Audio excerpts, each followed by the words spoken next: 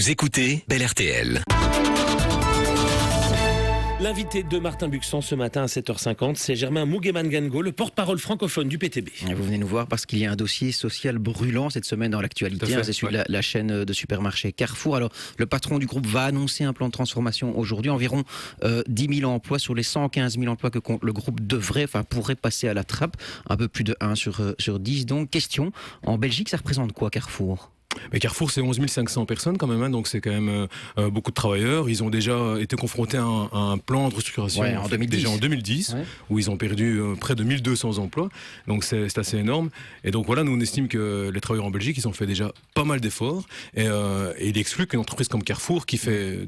On va y venir sur les bénéfices et les résultats du groupe. Mais on peut espérer que les emplois en Belgique soient préservés parce qu'il y a déjà eu des licenciements en 2010, c'est ça ? Disons, en fait, pour le moment, il n'y a pas d'informations précises sur ce qui va se passer en Belgique. Ça, c'est le premier point. Et donc, il y a un petit peu une culture du secret, une culture du flou qui est maintenant entretenue. Et donc, beaucoup de rumeurs circulent. Mais le premier élément, c'est qu'on sait que le PDG actuel de Carrefour, il n'est pas content des performances en Belgique. Il n'est pas content de la Belgique. Non, il a déjà eu l'occasion de le dire. Et donc, ça veut dire qu'il y a effectivement un danger, une épée de Damoclès qui pèse finalement sur le groupe en Belgique. Mais par ailleurs, effectivement, en 2010, ils ont déjà fait une sérieuse saignée. Maintenant, rien ne dit qu'ils vont s'arrêter là. Alors, si vous êtes ici avec nous, Germain Mugemangango, c'est parce que vous avez analysé la situation du groupe Carrefour. L'entreprise prétend qu'elle est en grande difficulté. Est-ce que c'est exact ? Non, c'est faux, évidemment. Non, c'est une entreprise qui est bénéficiaire. Maintenant, on est face de plus en plus à des multinationales qui mettent en place des plans de licenciement et de restructuration, non pas finalement pour sauver l'entreprise, mais pour gagner un peu plus. Donc Carrefour, par exemple, c'est un trésor de guerre de 8,5 milliards d'euros. Tout à fait. Au niveau du groupe. Au niveau du groupe, oui, tout à fait. Et au niveau des bénéfices, en 2016, ils ont fait 1,03 milliard de bénéfices.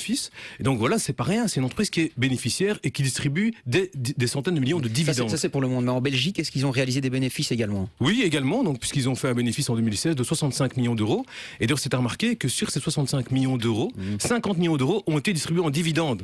Donc en fait, on parle de plus en plus...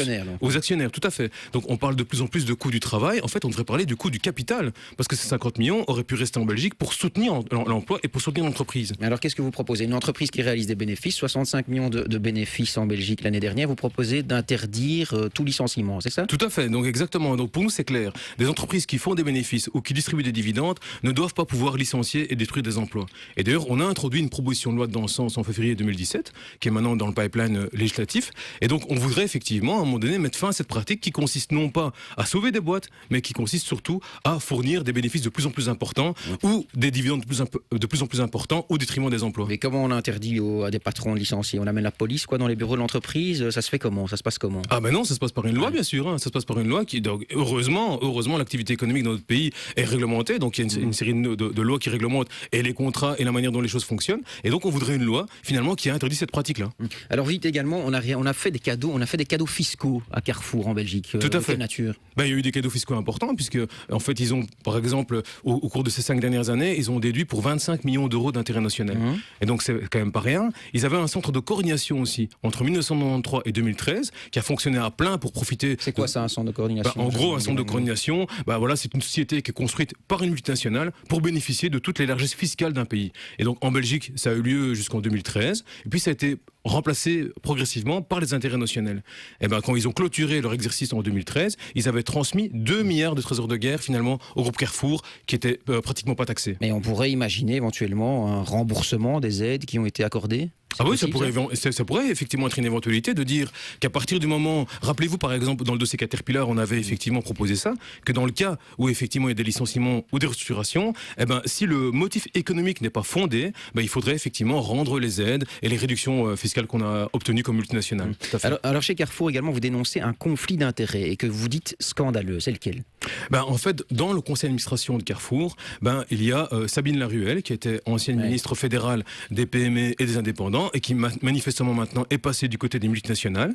Donc elle est maintenant dans le conseil d'administration. Mais elle a le droit de se recycler dans le privé. Tout à fait, oui, bien sûr. Et donc elle est maintenant aussi présente dans le cabinet de Pierre-Yves Géolet, donc qui est ministre de l'économie et de l'emploi au niveau de la région wallonne. Et détail intéressant, en fait, elle est commissaire du gouvernement wallon pour le Forum. Donc d'un côté, elle aide Carrefour à détruire des emplois, et de l'autre côté, elle est censée en fait produire des emplois pour ceux qui en ont besoin. Il y a là un illogisme qui nous paraît évidemment inacceptable. Qu'est-ce que vous demander précisément? Qu'elle quitte une de ces deux casquettes? Il y a deux choses. La première chose, c'est que quand on est dans l'action publique, quand on est justement ministre et qu'on a une fonction à ce niveau-là, on a l'occasion d'acquérir une série de compétences, une série d'agendas, une série de personnalités finalement qui forment son réseau. Et c'est pour ça que des responsables politiques se retrouvent après dans le conseil d'administration de multinationales. Nous, on est clair, il faut une période de neutralisation de 5 ans, entre la fonction publique, entre la fonction publique et l'éventuelle entrée dans un conseil d'administration du privé. Ça nous paraît évident. Et ici, dans le cas d'espèce, il y a évidemment un illogisme entre finalement... Ok. Germain Mugué-Magango, pour faire passer des lois, interdire de licencier et puis des périodes de test de 5 ans avant de passer dans le privé, il faut construire des majorités. Vous allez le faire avec qui, vous, le PTB? Vous allez être d'accord avec qui? Qui est d'accord avec vous? Non, la question évidemment, c'est, vous avez bien raison, il faut former une coalition. Donc, qui vous allez la former? Justement, notre logique à nous, c'est qu'on doit d'abord se poser la question, pourquoi faire pour évidemment... On l'a entendu. Non, mais justement, on doit trouver une possibilité d'avoir des gens qui, autour de nous, sont d'accord, à un moment donné, d'avoir une politique de rupture. Je prends un exemple. Mais vous n'avez pas raison tout seul, il faut trouver d'autres formations politiques. On espère faire bouger les lignes, ça c'est le but. Donc on prend l'exemple du secteur de l'énergie. On a assisté ces dernières années à une privatisation du secteur de l'énergie, qui pour nous c'était une mauvaise décision. Tous les partis ont voté ça, écolo y compris par exemple. Donc pour nous c'était une mauvaise décision, il faut revenir là-dessus. Et il faut justement, à un moment donné, socialiser ce secteur. Mais c'est pas ma question, là vous critiquez écolo, mais avec qui vous êtes d'accord? Il faut trouver justement des formations politiques qui sont d'accord d'aller dans une logique de rupture.